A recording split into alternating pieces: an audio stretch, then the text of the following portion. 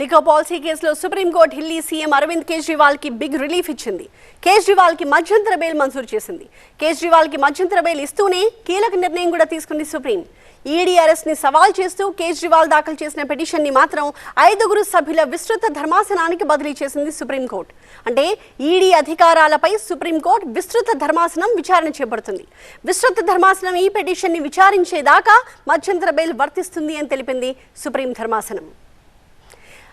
అంతేకాదు కేజ్రీవాల్ ప్రజలు ఎన్నుకున్న ప్రతినిధి అంది సుప్రీంకోర్టు. ఆయన 90 రోజులుగా జైల్లో ఉన్నారని కూడా వ్యాఖ్యానించింది. మార్చి 21న కేజ్రీవాల్ ని ఈడీ అధికారులు అరెస్ట్ చేశారు. లోక్సభ ఎన్నికల సమయంలో మే 10వ తేదీన మధ్యంతర బెయిల్పై కేజ్రీవాల్ బయటకు వచ్చారు. పోలింగ్ ముగిసిన తర్వాత జూన్ 2వ తేదీన తిరిగి తిహార్ జైల్లో లొంగిపోయారు ఆయన. ఇదే కేసులో కేజ్రీవాల్ ని సిబిఐ కూడా తర్వాత అరెస్ట్ చేసింది. ఇటీవల రౌస్ అవెన్యూ కోర్టు కేజ్రీవాల్ కి బెయిల్ ఇస్తే ఢిల్లీ హైకోర్టు దాన్ని కొట్టేసింది.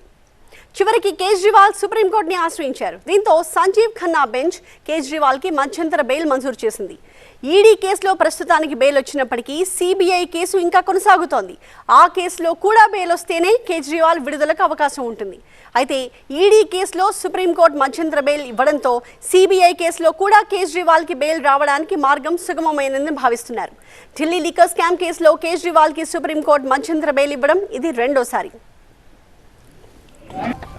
The court has examined aspects of section 19 of requirement of arrest under the PMLA.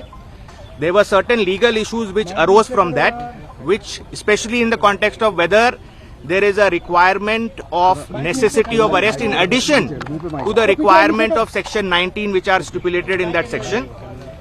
Those aspects the court has referred to a larger bench, and that outcome we will have to await.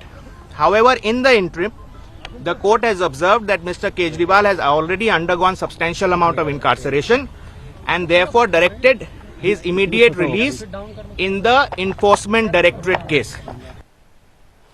Supreme court ఆదేశాల తర్వాతైనా BJP తన అహంభావాన్ని తగ్గించుకోవాలని, విపక్ష నేతలపైన పార్టీలపైన కుట్రలు ఆపాలని ఢిల్లీ మంత్రి అతిషి హితో పలికారు. ED కేసులో కేజ్రీవాల్ కి bail వస్తుందని బీజేపీకి తెలుసని, అందుకే సిబిఐతో కేజ్రీవాల్ ని అరెస్ట్ చేయించిందని ఆమె మండిపడ్డారు. लेकिन भारतीय जनता पार्टी को ये पता था, उनको पता था कि राउस एवेन्यू कोर्ट से जमानत मिल गई है, उनको पता था कि सुप्रीम कोर्ट से भी जमानत मिल जाएगी। इसीलिए उन्होंने एक और षड्यंत्र रचा और सुप्रीम कोर्ट में जिस दिन अरविंद केजरीवाल जी की जमानत का केस आना था, उससे पिछले दिन अपने एक और राजनीतिक हथियार सीबीआई से अरविंद केजरीवाल जी को गिरफ्तार करवा लिया। क्यों किया गिरफ्तार सीबीआई से? सिर्फ और सिर्फ इसलिए गिरफ्तार करवाया कि अगर ईडी के केस में जमानत मिल गई तो अरविंद केजरीवाल जी बाहर आकर 10 गुना स्पीड से दिल्ली के लोगों का काम करने लग जाएंगे। मैं भारतीय जनता पार्टी को यह कहना चाहूंगी कि अपना घमंड खत्म करिए, अपना अहंकार खत्म करिए और बाकी पार्टियों के खिलाफ, लोकतंत्र के खिलाफ षड्यंत्र रचना बंद करिए। सत्य परेशान हो सकता है लेकिन पराजित नहीं हो सकता।